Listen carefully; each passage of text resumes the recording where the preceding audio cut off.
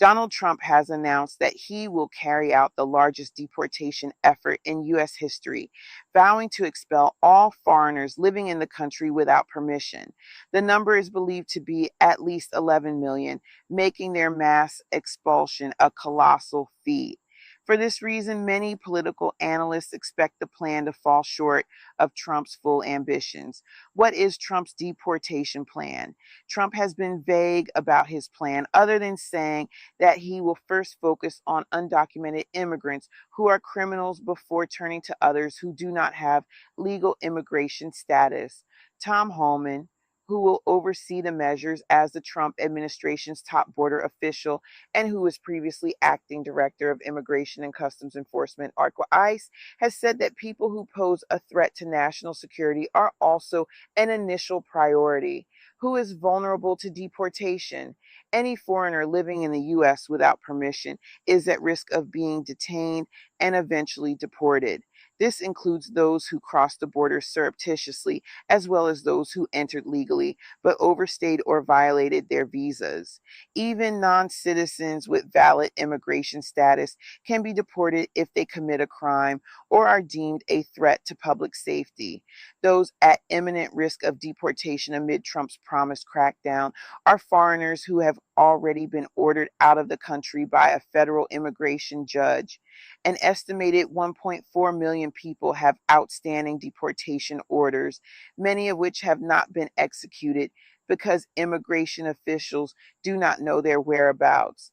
Immigrants who have applied for asylum should be relatively safe. These are the large number of people who cross the border without authorization and who in recent years have been allowed to stay in the U.S., at least temporarily, in order to make long-term attempts to obtain asylum, a remedy available to people who can demonstrate they have a legitimate fear of persecution. They are allowed to remain in the country while their immigration case is pending, as long as they do not commit a crime and show up for court hearings as ordered.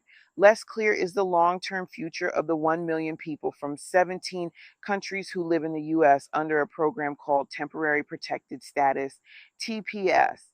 It is intended to provide foreigners already in the U.S., regardless of immigration status, protection from deportation amid political unrest, natural disasters, or armed conflict in their home countries.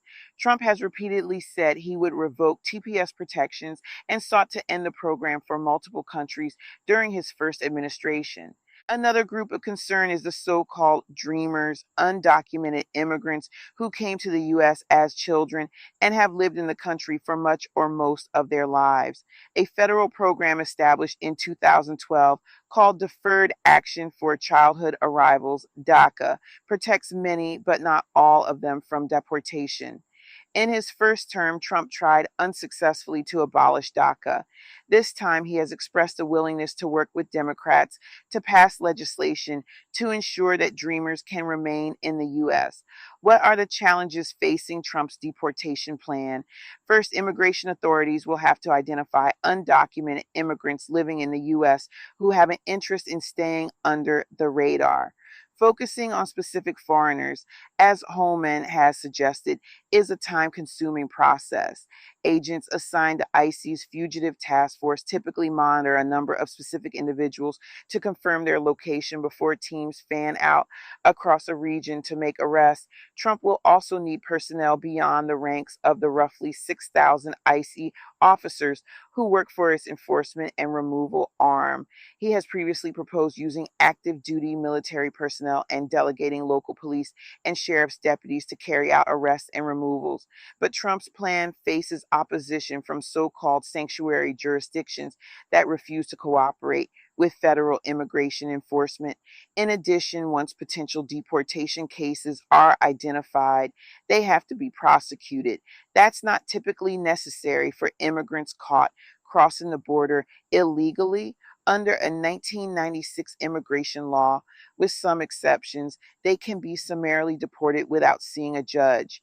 Those who apply for asylum or tell immigration authorities they fear being returned to their home country have historically been allowed to remain in the country at least temporarily. But under a policy change initiated in June by President Joe Biden, Most immigrants who cross the border illegally are not eligible to apply for asylum and are therefore subject to what's known as expedited removal. But the deportation process for those at the center of Trump's plan, unauthorized aliens living in the U.S., is not so straightforward. Those targeted for deportation are entitled to a hearing in the immigration court system, which is overseen by the Justice Department. Immigrants generally have the right to an attorney at their own expense and can appeal negative rulings to the department's Board of Immigration Appeals. This process can take years. Federal immigration courts have a backlog of more than 3.6 million pending cases.